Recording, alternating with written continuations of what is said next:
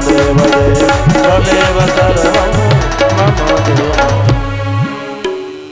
विश्वतश्चक्षुरुतो विश्वतो मुखो विश्वतो बाहुरुतो विश्वतस्पादुषं बाहुव्यान्धमदसं पततेर्द्यावा भूमि जनयन् देव एकः।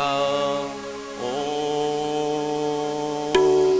एकदन्ताय विद्महे वक्रतुण्डाय धीमहि तन्नो दन्ती प्रचोदयात्। ॐ कात्यायन्यै च विद्महे कन्याकुमारै च धीमहि तन्नो दुर्गा प्रचोदयात्। नानासुगन्धपुष्पाणि यथा कालोद्भवानि च पुष्पाञ्जलिर्मया दत्तं गृहाण परमेश्वरो मंत्रपुष्पाञ्जलिं समर्पयामि।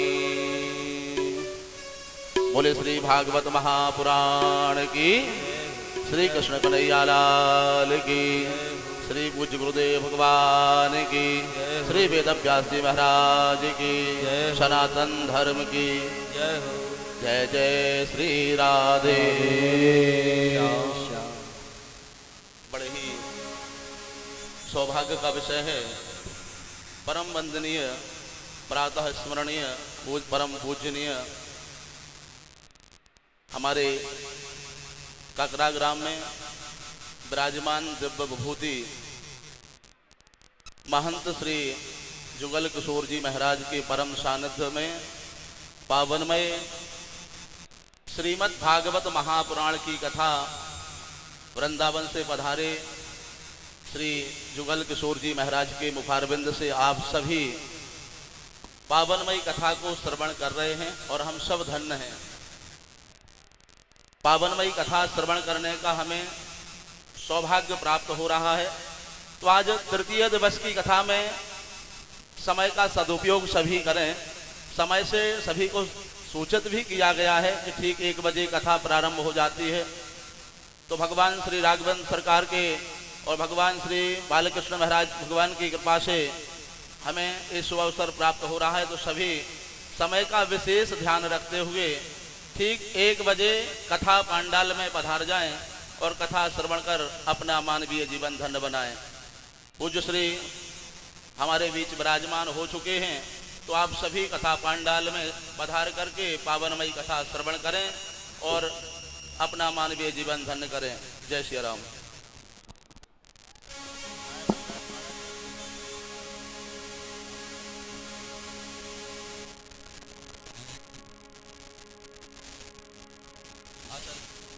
आचार्य श्री नरेंद्र देव जी महाराज का हमारे बीच में आगमन हुआ है। सभी राय परिवार और समस्त मंच से विद्वज्जन के माध्यम से भी उनका वंदन अभिनंदन करते हैं।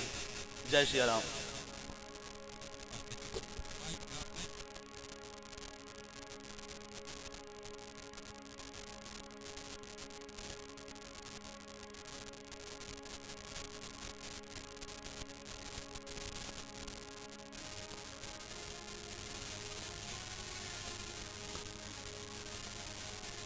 श्री राधे श्री राधे जय श्री राधे श्री राधे।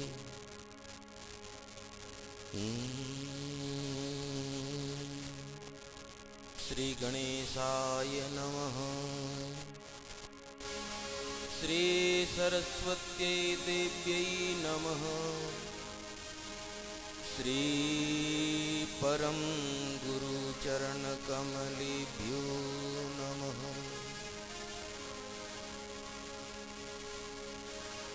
देयं सदा परिभवग्नमभीष्टदोहम्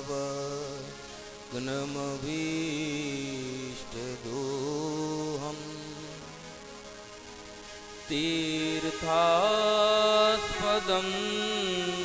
शिवविरञ्चनुतं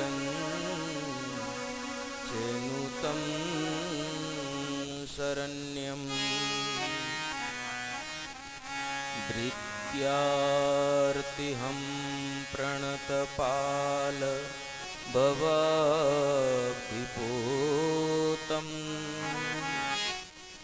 वन्दे महापुरुष ते चरणारविन्दम्।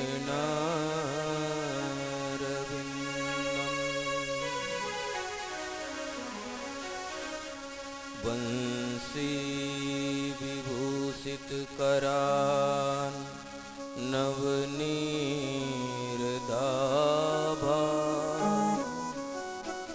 पीतांबरा तरुणबिंब फलाधरुष्ठा पूर्णेन्दु सुंदर मुखा दरविंद नेत्रा कृष्णात् परं किमपि त्वमहं न जाने। गुरुर्ब्रह्मा गुरुर्विष्णु गुरुर्देव महेश्वरः गुरुः साक्षात् परब्रह्म तस्मै श्री गुरवे नमः। जय जय श्री राधा रमण जय जय नवल किशोर जय गोपी चित चोर प्रभु जय जय माखन चोर। भक्ति भक्त भगवंत गुरु चतुर नाम बपुए इनके पद वंदन किए नासत विघ्ननी।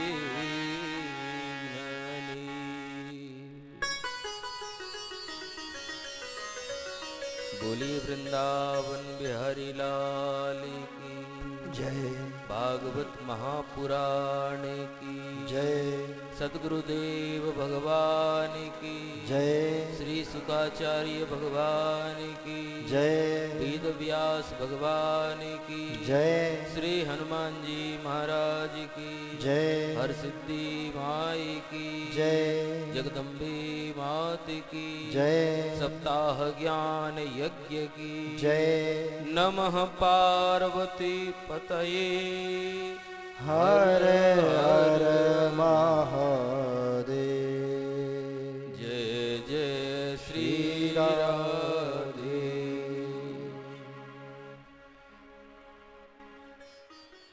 परम मंगलमय परात्पर अखिलेश्वर अकारण करुणा वरुणालय भक्तवांछा कल्पतरु तड़िद्युत विनंदित पीतांबरधारी भगवान श्री बाल कृष्ण लाल की बांगमयी प्रतिमूर्ति श्रीमद् भागवत महापुराण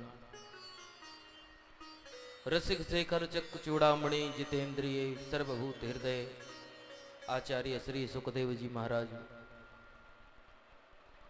परम कथा अनुरागी अनंत बलवंत संत श्री हनुमंत लाल जी महाराज परम कथा रसिक चंद्रशेखर चंद्रमौली आशुतोष भगवान भोलेनाथ ज्ञान वैराग्य स्वरूप महानुभाव श्रोता सज्जन भक्तवृंद भक्ति स्वरूपा भक्तिमती माताएं बहनें भक्त ध्रुव एवं प्रहलाद के पावन चरित्रों का अनुगमन करने वाले प्यारे बालक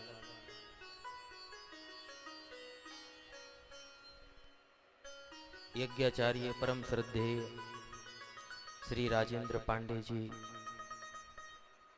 श्री पंकज तिवारी जी श्री अनिल तिवारी जी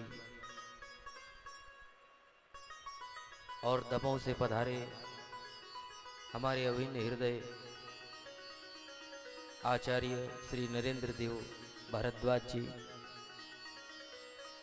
मंच पर विराजमान सुधीय संगीताचार्य बंधु समस्त यजमान परिवार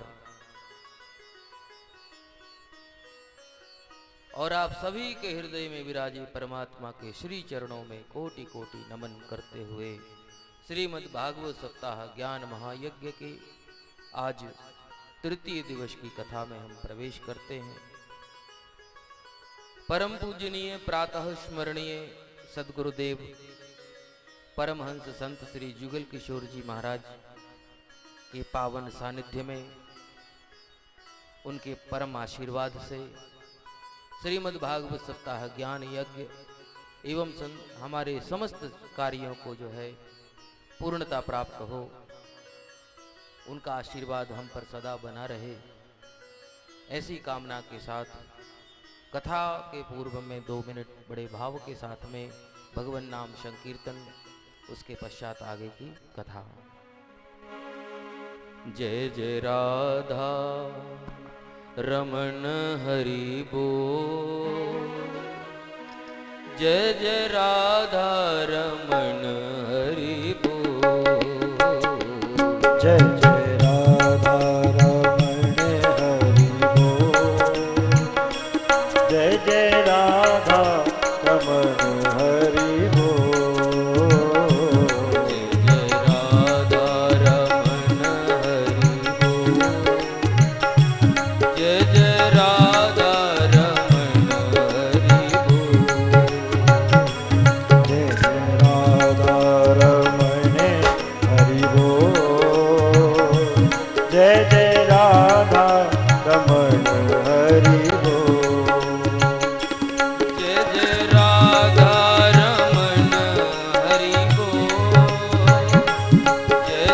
राधा रमन हरि बोल, जय जय राधा रमन हरि बोल, जय जय राधा रमन हरि बोल, जय जय राधा रमन हरि बोल, जय राधा रमन हरि बोल, जय जय राधा रमन हरि बोल।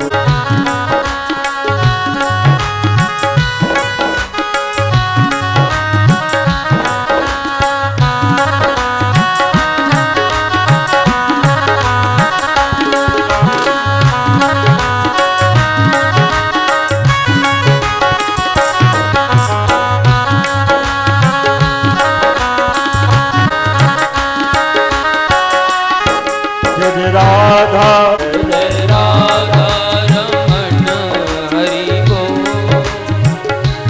जय जय राधा रमन हरि बोल, जय जय राधा रमन हरि बोल, जय जय राधा रमन हरि बोल, जय जय राधा रमन हरि बोल,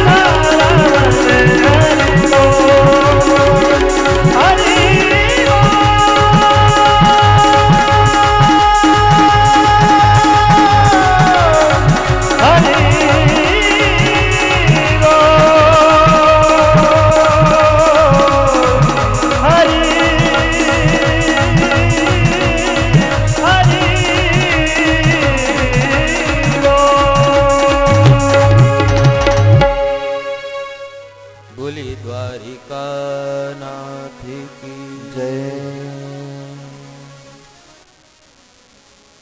सज्जनों, कल के कथा प्रसंग सुखदेव जी महाराज उनके सामने सिंहासन पर बैठे हुए हैं। परीक्षित जी महाराज मुस्कुरा रहे हैं। इसलिए मुस्कुरा रहे हैं कि अगर कोई व्यक्ति बहुत गंभीर रूप से बीमार हो जाए और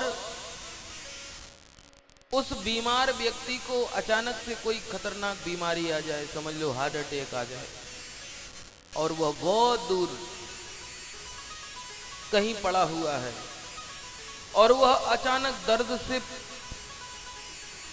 परेशान है और उसी समय वहीं पर कोई डॉक्टर पहुंच जाए तो वह खुश हो जाता है कि अब जीवन हमारा बच जाएगा।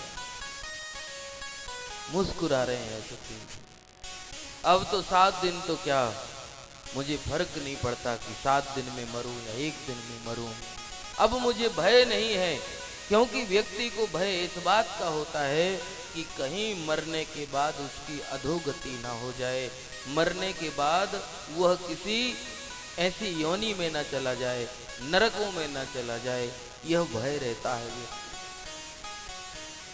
पहले रहता था लोगों को ये भय पूर्व काल में, परंतु वर्तमान समय में लगता है कि वो भय जाता रहा। लोग पाप करते समय ये कह देते हैं कि अगले जन्म के लिए कौन देखता है, कौन बैठा है, इसलिए जो करना है अभी कर लो। सज्जनों, ये बात परम सत्य है। अगर हम ये सोच करके पाप करने लग जाएं, यही जितने भी संत हैं, जितने भी महात्मा हैं, जितने भी महापुरुष हैं, यही बोल के तो डराते हैं कि अगले जन्म में तुम कई तरह की तुम्हें योनि प्राप्त होगी, विष्ठा के कीड़े बन जाओगे तुम अगर तुमने इस जन्म में पाप किए तो। लेकिन लोग कहते हैं अरे इस जन्म में तो जो करना है तो कर ही लो, अगले जन्म के लिए कौन बैठा है, अगला जन्म के लिए किसको याद रहता है, अगला जन्म किसने देखा है, ये बोल करके हम पाप करने लग जाते हैं। तो जीवन में पाप की विशिष्ट बात यह है कि अगर हम इस जन्म में पाप करते हैं तो हम पाप करने के बाद कष्ट तो पाते ही हैं, यह निश्चित मान लीजिए आप। और जब पाप करने के बाद हम मर जाते हैं तो मरने के बाद हम नरकों में जाते हैं, और नरकों में जाने के बाद हमको धरती पर जन्म प्राप्त होता है। धरती पर जन्म प्राप्त होता है तो 84 लाख योनियों का वर्णन आता है कि 84 लाख योनियों में हमको भटकना पड़ेगा। 84 लाख योनियों में से गुजरते गुजरते गुजरते गुजरते हमको मानव देह प्राप्त होगी, और जब मानव देह प्राप्त होगी 84 लाख जन्मों के बाद फिर जो है हमको एक ऐसे दरिद्र, ऐसे गरीब परिवार में हमारा जन्म होगा, दरिद्र परिवार में जन्म होगा कि जन्म लेते ही साथ हमारी वृत्ति फिर पाप में हो जाएगी।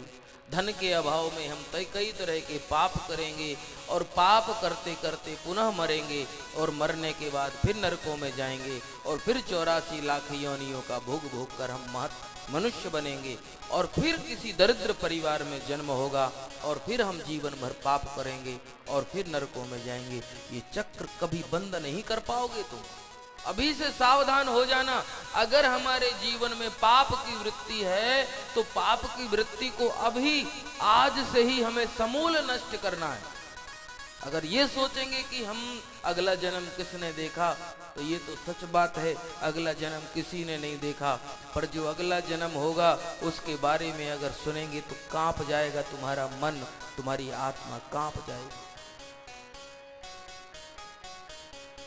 और अगर हम इस जन्म में पुण्य करते हैं, पुण्य का देखो, अगर हम इस जन्म में पुण्य करते हैं तो पुण्यों के प्रभाव से हम जीवन भर सुख भोगते हैं, और जब मरते हैं तो स्वर्ग को जाते हैं, और स्वर्ग में जीवन पर्यंत जो है हम वहां पर हमारे धरती पर जो हम पुण्य करते हैं उन पुण्यों का फल जब तक स्वर्ग में रहता है तो हम स्वर्ग में रहते हैं, और जब वहां पुण्यों का फल समाप्त हो जाता है तो तुरंत ही हमारा मानव देह में जन्म मिलता है, तुरंत ही मानव देह में।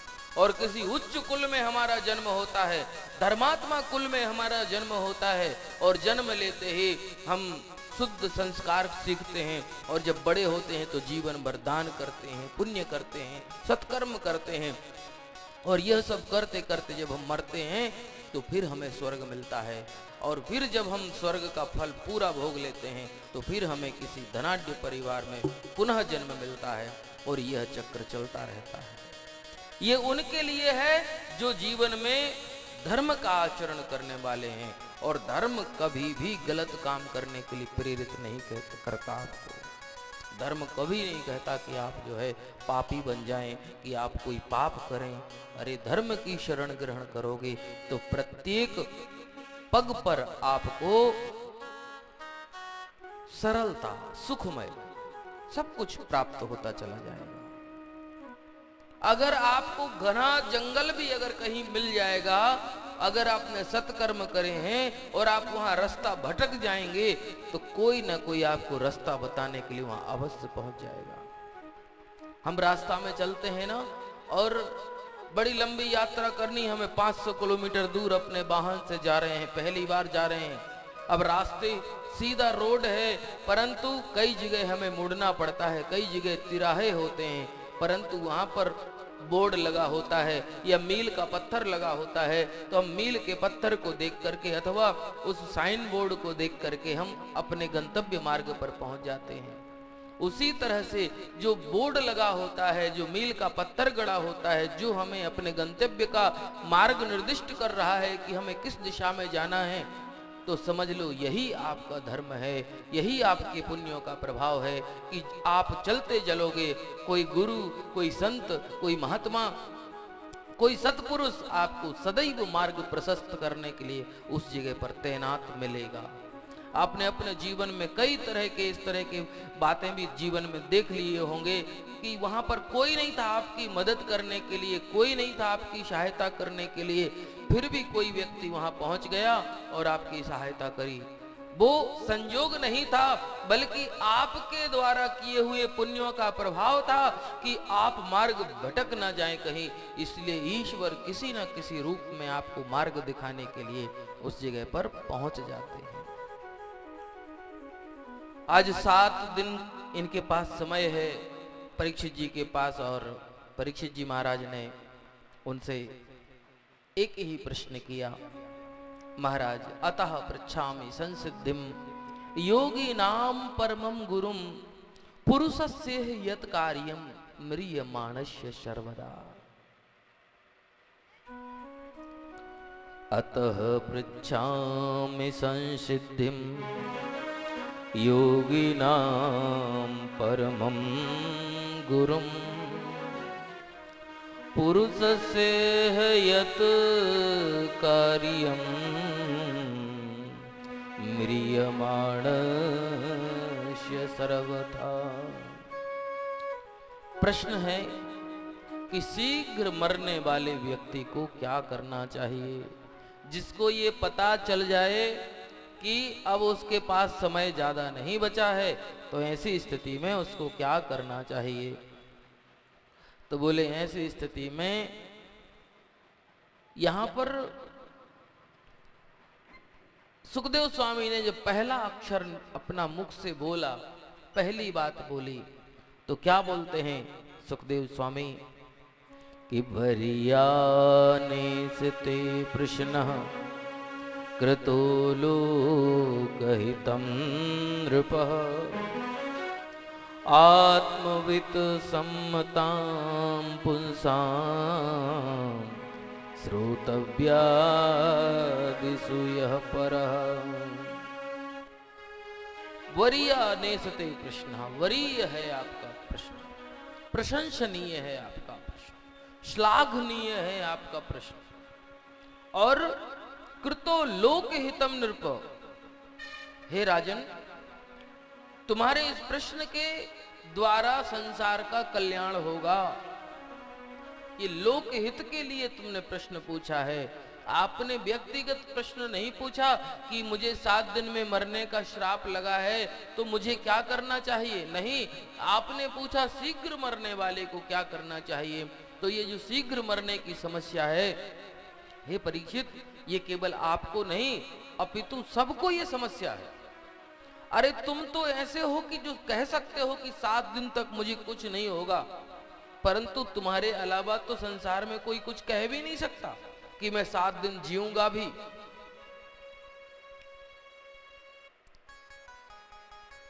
पल का नहीं ठिकाना,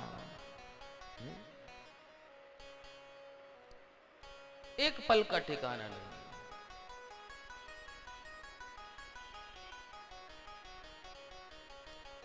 लोग फिर चर्चा करने लग जाते हैं, कल ही तो हमें मिले थे, अच्छे भले थे, कोई तकलीफ नहीं थी उनको, अच्छे से बात की हमसे, और फिर वो पूरी चर्चा भी सुनाते हैं। क्या क्या चर्चा हुई, देखो अचानक से क्या हो गया।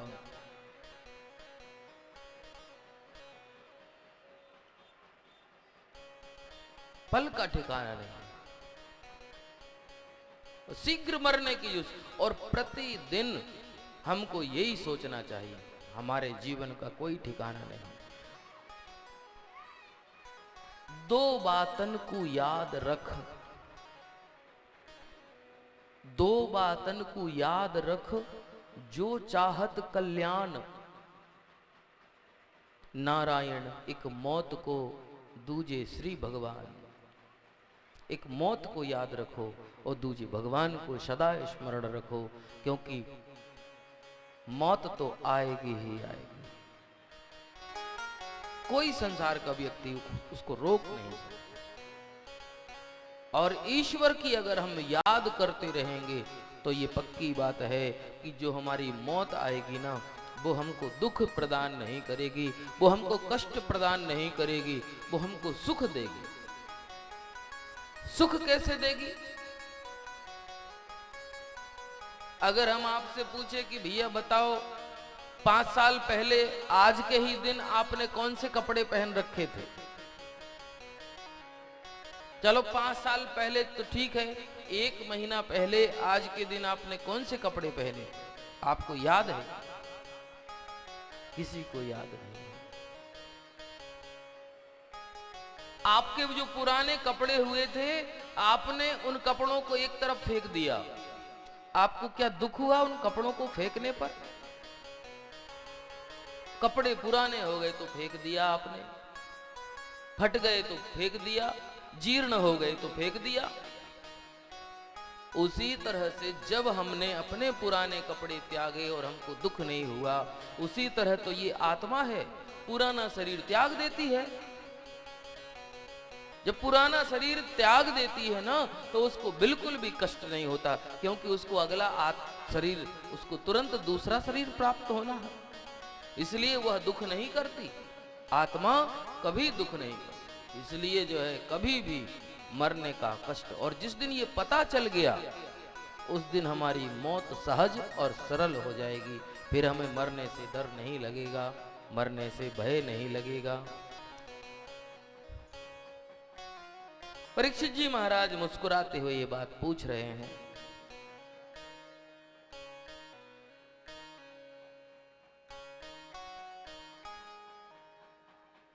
सुखदेव स्वामी कहते, हे राजन, आपका प्रश्न बड़ा उत्तम है। अब मैं तुम्हें जो जीने का उपाय बताता हूं, सुनो। हमें पता है कि 7 दिनों में तुम्हें मरने का श्राप लगा है, और तुम्हारे मन में ये भय है कि मुक्ति होगी कि नहीं होगी। सुनो, मुक्ति तो बहुत छोटी चीज है। मुक्ति तो 7वें दिन के आखिरी सेकंड में भी मैं तुम्हें मुक्ति दे सकता हूं। 7 दिन तो बहुत दूर की बात है, 7 दिन के आखिरी सेकंड में भी मैं तुम्हें मुक्ति दे सकता हूं। परंतु जो 7 दिन हैं, उनको तो जी लो अच्छे से, हाँ, उनको ढंग से जी लो। अगर हमसे कोई कह दे कि महीने भर बाद तुम्हें मर जाना है, तो महीना भर तो बाद में आएगा, हम पहले दिन से मरना शुरू कर देते हैं। उसी दिन से हमने मरना शुरू कर दिया। हमारा जो प्रसन्नता युक्त वातावरण था, जो हमारा मुखारविंद था, जो हम सबसे हंस के बात किया करते थे वो सब भूल जाएंगे, क्योंकि 1 महीने बाद तो मर जाना। जो मृत्यु को सहज समझे, हमारे देश में कई ऐसे महापुरुष हुए। एक वाकया याद आता है, पढ़ा था मैंने कि जब आजादी की लड़ाई चल रही थी, हमारा देश अंग्रेजों का गुलाम था उस समय, और आजादी की लड़ाई प्रारंभ हो गई थी, तो खुदीराम बोस बंगाल में हुए और उन्होंने जो है एक अंग्रेज की गाड़ी पर बम फेंक दिया और उसके दोष के कारण इनको फांसी की सजा सुना दी गई। अब इनको फांसी की सजा सुनाई गई, 2 दिन बाद इनको फांसी लगनी थी।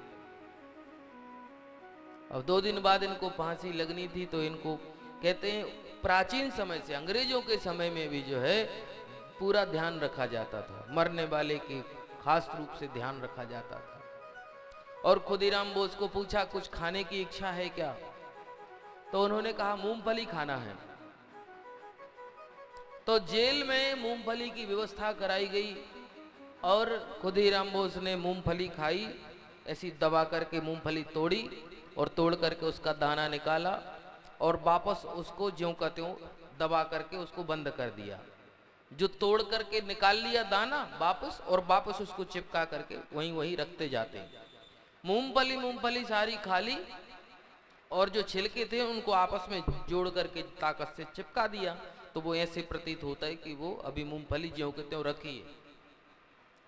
उसी रात्रि में, मतलब अगले दिन जब इनको फांसी दी जानी थी, तो जो जेलर था जब इनके पास घूमने के लिए आया और इनसे पूछा कि कहो खुदीराम तुम्हें कैसा लग रहा है, मरना कल तुम्हें फांसी हो जाएगी, तुम्हें कैसा लग रहा है? तो वो कहते हैं फांसी तो बाद में होगी, लो पहले मूंगफली खाओ, और उसको मूंगफली खाने को कहते हैं। और जब उस अंग्रेज अफसर ने मूंगफली को उठा करके तोड़ा तो वो खाली थी, और उसको जब तोड़ करके देखा तो ठहाका मार करके हंसने लगे और बहुत जोर जोर से हंसे। ये उस अंग्रेज ने अपनी डायरी में लिखा कि मैंने भारतीयों के जैसा जज्बा किसी के अंदर नहीं देखा, कि जिसको कुछ घंटे बाद फांसी लग जानी है, जिसको मर जाना है, उसको ठिठोली सूझ रही है, उसको मजाक सूझ रहा है। तो जीवन की अगर हम सत्यता को समझ जाएंगे तो हमें ये मौत मजाक ही लगेगी, फिर हमें शोक नहीं होगा, हमें कष्ट नहीं होगा। जीवन की आध्यात्मिकता को हमें समझना है, जीवन की सहजता को समझना है, आत्मा के धर्म को समझना है, और जिस दिन हम उस धर्म को समझ गए फिर हमें मौत से कोई भय होने की आवश्यकता नहीं है। महाराज, हमारे दिन, हमारी रात निरंतर लगातार बीतते चले जा रहे हैं। निद्रया ह्रियते नक्तम व्यवायेन च भावयः दिवाचार्थे हया राजन् कुटुंब भरणेन वा। हमारी रात्रि तो सो करके बीत जाती है। दिवा निद्रया हरियते नक्तम, नींद में हमारी पूरी रात्रि बीत गई। और दिवाचार थे हया राजन कुटुंब वर्णेन वा, और दिन अर्थ संचयन में, धन कमाने में और कुटुंब के भरण पोषण में हमारा दिन बीत गए। प्रातः काल से उठकर के लेकर के सायंकाल के सोने तक हमारे जितने भी कार्य हुए वो सब कार्य हमने अपने लिए, अपने कुटुंब के लिए, अपने जीवन को सही तरीके से चलाने के लिए, उसके लिए हमने समर्पित किया अपना जीवन, अपना दिन। वस्तुतः अगर पूछा जाए तो हमने व्यक्तिगत अपने लिए क्या किया? जो आपके परलोक का साधन हो, जो आपकी परलोक की यात्रा में आपके काम में आए, ऐसी कौन सी चीज का संग्रह आपने किया? जितना धन है, जितना ऐश्वर्य है, जितनी सामग्रियां हैं, वो सब सामग्री यही रह जानी है। कोई भी सामग्री लेकर के और ऊपर तक नहीं जाता। यहाँ वहां पर अपने देश की मुद्रा नहीं चलती, जिसको हम वहां जा करके, और वहां पर कौन सी मुद्रा चलती है? जो आप यहाँ पर जीवन में जप, तप, भजन, यम, नियम, आसन, प्राणायाम, प्रत्याहार, धारणा, ध्यान, समाधि, दान, व्रत, उपवास, तीर्थाटन, जप, अनुष्ठान, तपश्चर्या, वेदाध्ययन, वेद दान, विद्यादान, कन्यादान, गौदान, ये जो सब दान कर देते हैं ना हम जीवन में, यही सब हमारे परलोक में काम में आने वाली चीजें हैं। तो अगर हमने ये सब नहीं किया अपने जीवन में, तो समझ लीजिए कि वहां आपको उस यात्रा में सुख मिलने वाला नहीं है। वहां आपको बहुत चीजों का अभाव लगेगा। फिर आपको याद आएगा कि यार हमने समय बहुत बर्बाद कर दिया, बहुत सारा धन बर्बाद कर दिया। अगर उस धन का हमने सदुपयोग किया होता वहां पर, तो वह सब आज हमें यहाँ काम में आ गया होता। तो महाराज, तो दिन और रात हमारे इसी तरह से बीत जाते हैं, हमारे पास अवकाश नहीं होता कि हम ईश्वर का भजन कब करें। इसलिए कहते हैं अपनी श्वासों का निग्रह करे, श्वासों को जीते, श्वासों का निग्रह करे, प्रत्येक श्वास के साथ हरि स्मरण करे, हरि शरणम, हरि शरणम, हरि शरणम।